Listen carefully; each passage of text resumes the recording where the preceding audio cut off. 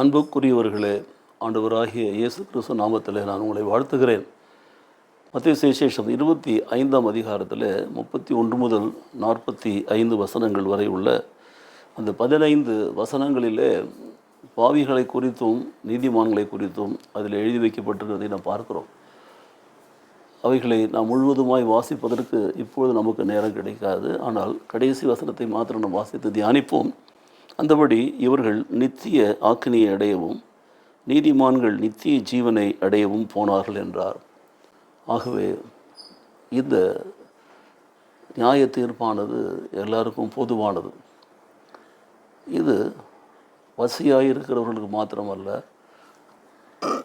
மாறாக பசியுற்றிருக்கிறவர்கள் பசி இல்லாதவர்கள் என்றெல்லாம் பார்க்கிற பொழுது யார் பசியாயிருக்கிறார்கள், யார் பசியாயில்லை என்பதை நாம் இந்த வசனங்களை வாசிக்கிற பொழுது நாம் புரிந்து கொள்ளலாம். ஆனாலும் கூட கடைசியில் முடிக்கிற பொழுது நீங்கள் பார்த்தீங்கன்னா, இவர்கள் நித்திய ஆக்கினையை அடையவும் என்று எழுதப்பட்டிருக்கும். பலவிதமான உதாரணங்கள் கொடுக்கப்பட்டிருக்கிறது. அவைகள் மூலமாக அவர்களுக்கு நித்திய ஆக்கினையை அடைகிறபடி தீர்ப்பு உண்டாகும் என்று சொல்லப்படுகிறது. மாறாக உண்மையாகவே தங்களுடைய எல்லாவற்றையும் சகித்து கொண்டு பொறுத்து கொண்டு எல்லாவற்றிலும் பொறுமையோடு கூட இருந்து அங்கே நிதானமாய் நடக்கிறவர்கள், அவர்கள்தான் அவர்கள் நித்திய நீதிமான்களாக இருக்கிறவர்கள், அவர்கள் நித்திய ஜீவனை அடையிற போதனையை நாம் பார்க்கிறோம். ஸோ நீதிமான்களுக்கு நித்திய ஜீவன் என்ற அந்த போதனையும், நீதிமான்கள் அல்லாதவர்களுக்கு ஆக்கினை தீர்ப்பு என்ற அந்த நியாய தீர்ப்பையும் இந்த பகுதியில் நாம் வாசிக்கிறோம்.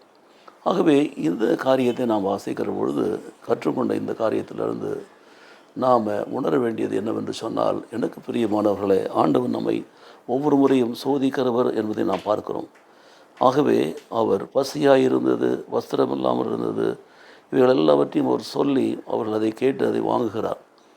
மாத்திரமல்ல, பசியாக இருக்கிறவர்களுக்கு அவர்கள் பசி போக்கும்படியான, இன்னும் வஸ்திரமில்லாதவர்களுக்கு வஸ்திரத்தை போக்கும்படியான காரியங்களை கொடுக்கிறதை நாம் பார்க்கிறோம். மாறாக தங்களுடைய இல்லாமையிலிருந்து எடுத்து கொடுக்கறதை பார்க்கிறோம்.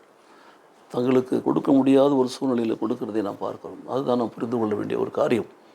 ஆகவே இந்த வசனத்தை நாம் வாசிக்கிற பொழுது, எனக்கு பிரியமானவர்களே, இவைகளிலிருந்து நாம் கற்றுக்கொள்ள வேண்டிய காரியம் என்ன என்று சொல்லி பார்த்தீங்கன்னா, நாம் நீதியை அடைவதற்கு, நீதிமான்களாக நாம் வாழ்ந்ததற்கு நமக்கு சாட்சியாக இருப்பதே இந்த வசனங்கள் தான். இந்த 25ஆம் அதிகாரம், மத்தேயு சுவிசேஷம் 25ஆம் அதிகாரத்தில் 31 முதல் 45 வரை வாசித்துவிட்டு 46வது வசனத்தை நாம் சொந்தமாக்கி கொள்ள வேண்டும். சொந்தமாக்கி கொள்வது தான் நமக்கு இன்றைக்கு கொடுக்கப்பட்டிருக்கிற ஒரு காரியம்.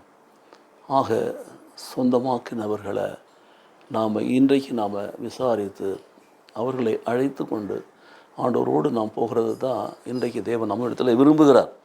ஆகவே எனக்கு பிரியமானவர்களே, இவர்கள் நித்திய ஆக்கினையை அடையவும் நீதிமான்களோ நித்திய ஜீவனை அடையவும் என்று நாம் பார்க்கிறோம். அவர்கள் போவார்கள் என்று சொல்லி, ஆக அந்த நித்திய ஜீவனை நீதியை பின்பற்றுகிறவர்கள் ஆகிய நம்முடைய ஜனங்களுக்கு கொடுக்கும்படி நாம் ஜெபிப்போமா? எங்களை நேசிக்கிற நல்ல பிதாவே, இந்த நாளிலே ஆண்டவரே, ஆண்டவரே ஸ்தோத்திரம்.